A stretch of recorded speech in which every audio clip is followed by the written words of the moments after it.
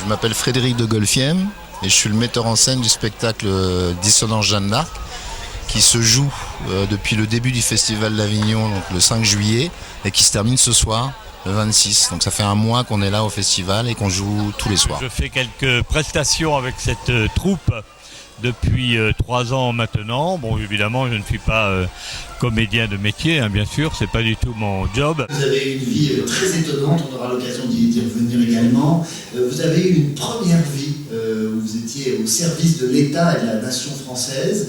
Vous étiez au sein de la très prestigieuse DGSE, hein, les services secrets français. Excusez-moi, on avait dit qu'on n'en parlait pas.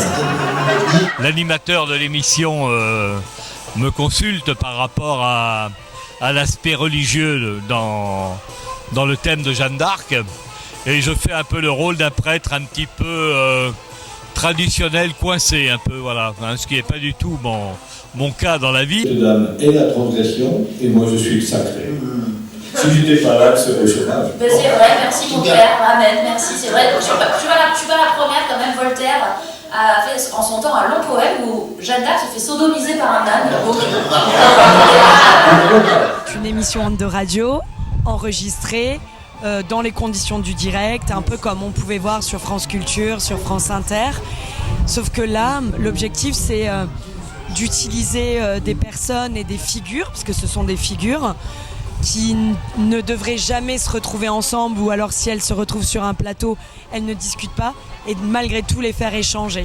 Le diable est partout, surtout il se régale dans le monde aujourd'hui, et sa ruse suprême est d'être parvenu à nous faire croire qu'il n'existe pas. Qu'un acteur joue ce rôle-là d'un homme d'église, on serait quand même dans la fabrication. Là, on a vraiment quelqu'un. On a un vrai homme d'église qui consacre sa vie à Dieu.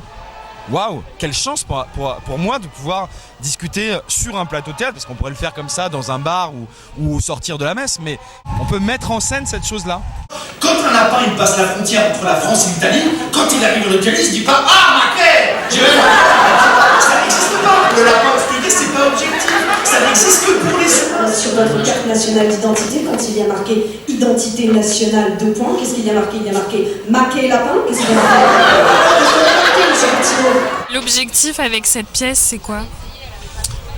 L'objectif, c'est de donner une photographie de notre époque, parce que moi je crois à la valeur du témoignage, alors elle est un peu déguisée et tout ça, de rire de ça, de cette photographie. C'est toujours le même principe, hein. Hamlet disait que le théâtre c'était une façon de présenter un miroir à la société ou à l'individu qui se regarde. Chers amis, Claude Chahine se bat au quotidien et sur le terrain avec son association. L'association s'appelle Prendre un enfant par la main. Toutes les informations, nous les mettons sur notre page. Le site c'est prendre un enfant par la main, tout attaché en minuscule.org, hein, pas .com. Et c'est une association merveilleuse qui vient en aide aux enfants victimes de la guerre. Dieu sait qu'il y a des théâtres d'opération, des théâtres de guerre en ce moment. L'actualité bien malheureuse nous le rappelle tous les jours. Vous venez les aider alors qu'ils sont en souffrance. Ces enfants, vous êtes actuellement à Beyrouth, hein, c'est ça, au Liban. Et il y en a partout des enfants victimes de la folie meurtrière des adultes. Et en tout cas, allez, on les salue et on les embrasse, tous ces enfants. Et puis on renverse le flacon, d'ailleurs c'est le sens étymologique du subversif, ça n'est pas faire peur aux bourgeois en faisant c'est renverser un discours. Qu'est-ce qui vous touche, vous, chez Jeanne d'Arc? On parlait des voix à l'instant. Les voix c'est important, moi je n'ai pas très bien compris son histoire de Milou rouge et c'est Milou, mon père, c'est dans Tintin. Milou.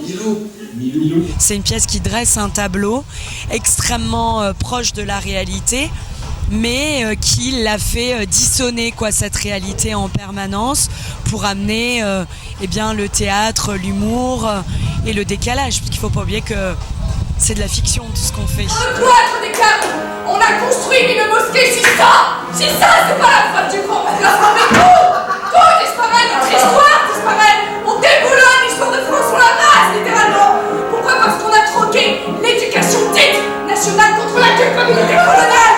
Aujourd'hui, à cause de complices, de silence, de lâcheté politique, on laisse l'ennemi rentrer chez nous. Eh bien non, l'avenir de la France ne viendra pas des bateaux de migrants. Ça serait douteux même que tout le monde soit d'accord. Parce que tout le monde d'accord, ça veut dire que c'est la pensée unique. À la fois, c'est paradoxalement, c'est ce qu'on cherche. On aura envie que tout le monde soit d'accord, mais le fait que tout le monde ne le soit pas veut bien dire que ça réfléchit et que chacun se positionne et qu'on n'est pas là pour servir la soupe à une pensée commune des spectateurs. Pour qu'elle fonctionne, il faut qu'on soit dans une certaine agressivité et pas d'accord les uns avec les autres, sinon il n'y aurait pas de pièce. Donc le but est effectivement de faire monter la pression pour arriver à des moments forts.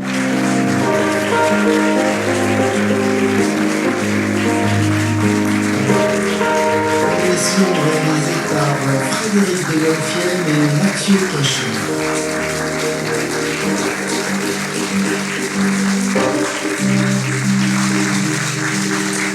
Enregistré dans les conditions du direct depuis le théâtre de Cannes, André Benedetto.